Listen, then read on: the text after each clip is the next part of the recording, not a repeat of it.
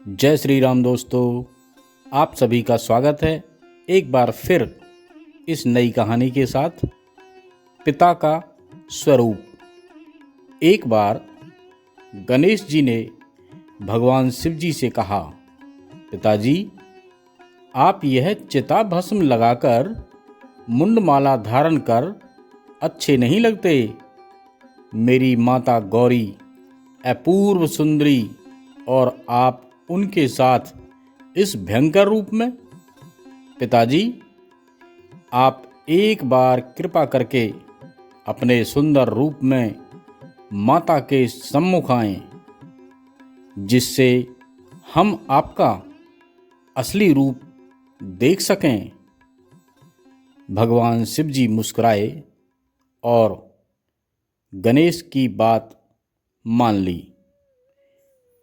कुछ समय बाद जब शिव जी स्नान करके लौटे तो उनके शरीर पर भस्म नहीं थी।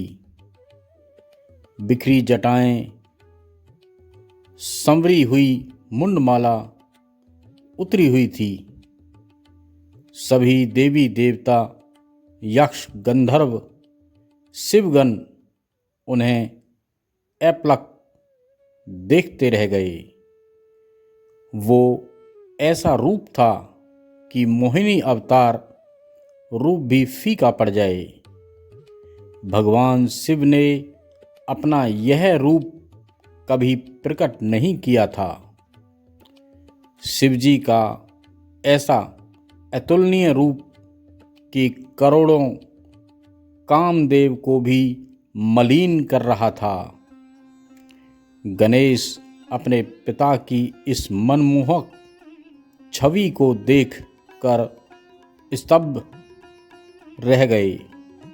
मस्तक झुकाकर बोले, मुझे क्षमा करें पिताजी, परंतु आप अपने पूर्व रूप को धारण कर लीजिए। भगवान शिव मुस्कुराए और पूछा, क्यों पुत्र, अभी भी तुमने ही मुझे इस रूप में देखने की इच्छा प्रकट की थी। अब पुनः पूर्व स्वरूप में आने की बात क्यों कर रहे हो? गणेश जी ने मस्तक झुकाए हुए ही कहा, क्षमा करें पिताश्री, मेरी माता से सुंदर कोई और दिखे, मैं ऐसा कदापि नहीं चाहता। शिव जी हंसे और अपने पुराने स्वरूप में लौट आए।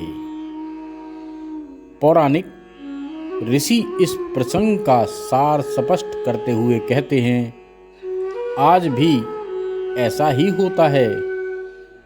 पिता रुद्र रूप में रहता है क्योंकि उसके ऊपर परिवार की जिम्मेदारियां, अपने परिवार का रक्षण, भरण पोषण, उनके मान सम्मान का ख्याल रखना होता है, तो थोड़ा कठोर रहता है। और माँ सौम्य, प्यार, लाड़, स्नेह उनसे बातचीत करके प्यार दे कर उस कठोरता का संतुलन बनाती है। इसीलिए सुंदर होता है माँ का स्वरूप। पिता के ऊपर से भी जिम्मेदारियों का बोझ हट जाए तो वो भी बहुत सुंदर दिखता है। पिता मोटे तन और गहरी जड़ों वाला एक वृक्ष होता है, एक विशाल वृक्ष, और माँ होती है उस वृक्ष की छाया, जिसके नीचे बच्चे बनाते बिगाड़ते हैं अपने घरौंदों को। पिता के पास दो ऊंचे ऊंचे और मजबूत कंधे भी होते हैं, जिन पर चढ़कर बच्चे आसमान को छूने के सपने देखते हैं। पिता के पास एक चौड़ा और गहरा सीना भी होता है। वह अपने सारे दुख चेहरे पर जाड़े की धूप की तरह फैली चीर मुस्कान के साथ हमेशा खिलखिलाता रहता है। पिता के दो मजबूत हाथ छेनी और हथौड़ी की तरह दिन रात तराशते रहते हैं सपने सिर्फ और सिर्फ बच्चों के लिए।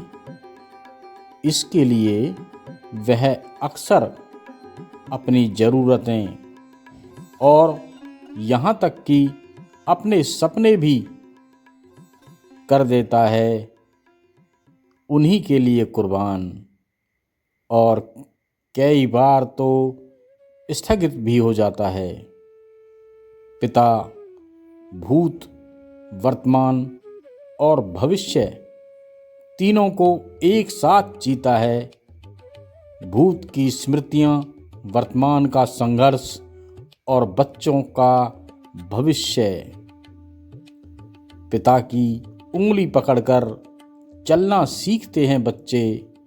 एक दिन इतने बड़े हो जाते हैं कि भूल जाते हैं रिश्तों की संवेदना, और सड़क, पुल और बीहड़ रास्तों में उंगली पकड़कर तय किया गया कठिन सफ़र बाहें डालकर बच्चे जब झूलते हैं और भरते हैं किलकारियाँ, तब पूरी कायनात सिमट आती है उसकी बाहों में। इसी सुख पर पिता कुर्बान करता है अपनी पूरी ज़िंदगी। तो दोस्तों, अगर आपको ये कहानी पसंद आई हो तो इसे ज़्यादा से ज़्यादा शेयर करें, लाइक करें, कमेंट्स करें। अगर आपने अभी तक मेरे चैनल को सब्सक्राइब नहीं किया हो तो सब्सक्राइब कर दें। तो फिर मिलते हैं हम एक और नई कहानी के साथ। जब तक के लिए जय श्री राम।